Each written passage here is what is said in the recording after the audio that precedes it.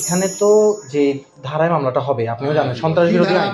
আমি ধারা লিখে নেই তো, আমি ধারা লিখে নেই, কিন্তু সন্ত্রাস বিরোধী আইনে এই যে আলামতগুলো এবং যে অভিযোগটা আমরা করেছি যে তার সাথে ছাত্রলীগের যোগসাজশ আছে, নিষিদ্ধ সংগঠন ছাত্রলীগের যোগসাজশ আছে, এরকম একটা অভিযোগ তো প্রথমত হচ্ছে কগনিজেবল অফেন্স। এটা আপনার আপোষ করা যাবে না। যাবে কি আপনি বলেন, আপনি তো আইন জানেন, অবশ্যই যাবে না। তাহলে বিশ্ববিদ্যালয় প্রশাসনকে আপোষ করলে এটা আইনি হবে? বিশ্ববিদ্যালয় মামলা তো বিশ্ববিদ্যালয় প্রশাসন দিবে না, মামলা দিচ্ছে আমি, আমার নাম দেওয়া। আমি একে পাবো কোথায়? একে আমাকে পাবে না, যে আমি আছি এখানে। আপনি তো এখানে আছেন, কিন্তু আছেন কোথায়? চট্টগ্রাম বিশ্ববিদ্যালয়ে আছি আমি, চট্টগ্রাম বিশ্ববিদ্যালয়ে আমি তো ওখান থেকে মানে আমি তো ওখানে টানতে পারবো না তাকে। আপনি তো বললেন যদি বিশ্ববিদ্যালয়ে কাকে অ্যারেস্ট করার জন্য ছাত্রদের বেলায় হতে পারে, কিন্তু অ্যারেস্ট করার অনুমতি প্রশাসন দিবে। ছাত্রদের বেলায় মামলা নেওয়ার জন্য তো করতে লাগবে। শিক্ষকদের বেলায় তো ভিন্ন একটা জিনিস আছে রে ভাই। কি জিনিস আছে আইনে? আইনে শিক্ষকদের বেলায় যেহেতু সে একটা কর্মরত অবস্থায় আছে, তাকে তার কর্তৃপক্ষের অনুমতি আমার লাগবে। কিসের জন্য লাগবে? মামলার জন্য না অ্যারেস্টের জন্য? মামলার জন্যই লাগবে। কোন ধারায় আছে একটু দেখাতে, আমি আইন পড়ি নাই তো এই জন্য। কত ধারা? 100 কত 143 কত? আপনি ক্যাম্পাসের ভিতর থেকে অ্যারেস্ট করতে আপনার অনুমতি দেখান। এটা আমরা ভাই একটু দেখান না। ছাত্রদের বেলায় তো টিচারে ভাই। আচ্ছা উনি আইন দেখান, ঠিক আছে, সমস্যা আইন দেখান। আইনের ভাষায় তো সবাই একই। টিচার আইন দেখান, আমাকে আইন দেখান।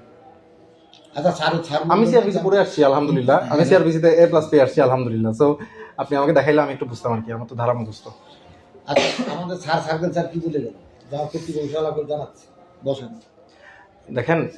আচ্ছা আপনি একটু কথা কারণ বসেন, এটা ব্যাপারটা বড় হয়ে গেলে ভালো লাগবে না, আপনার শুধু শুধু ব্যাপারটা অনাকাঙ্ক্ষিত হবে।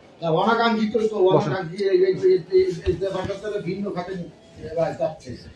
কারা টিচারের বিরুদ্ধে আমি মামলা দিতে এটা মাঝে সিনিয়র সাহেবকে সিআরপিসি বলে নিয়ে আসতে বলো। সিনিয়র সাহেবকে সিআরপিসি বলে নিয়ে আসতে বলো।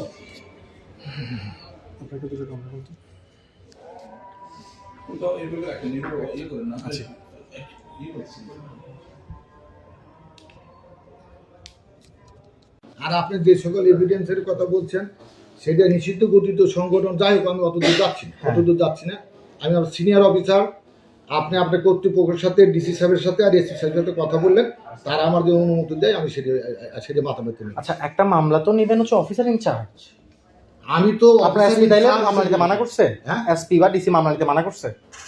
তাদের অনুমতি লাগবে আমার এই মামলা নিতে বললে পরে আমার ডিসি সাহেবের অনুমতি লাগবে। মানে এটাকে মানা করছে? ওনারা মানা করছে? না ওনারা মানা করে আপনারা কি প্রত্যেকটা মামলায় এরকম? না প্রত্যেকটা এইসব বিশেষ ক্ষেত্রে মানে ছাত্রলীগ বা নিষিদ্ধ সংগঠন এক থাকলে কি অনুমতি আছে? মানে কেন? তাহলে কেন কোন কারণে? আমি মানে কোন কারণে অনুমতি লাগবে? এই পর্যন্ত আসা পর্যন্ত প্রায় 50 জন ছাত্র। এটাতে কেন এটা কেন ডিফারেন্ট? মানে হোয়াই ইট ইজ ডিফারেন্ট? অনুমতি কেন লাগছে? যেহেতু সে একজন বিশ্ববিদ্যালয়ের টিচার, সেই ক্ষেত্রে এটা কোন আইনে বলা আছে বিশ্ববিদ্যালয়ের টিচার থাকলে ডিসির অনুমতি লাগে বা এসপির অনুমতি লাগে? এই মামলা করতে গেলে ডিসির অনুমতি আমার লাগবে। এটা কোথায় বলা আছে?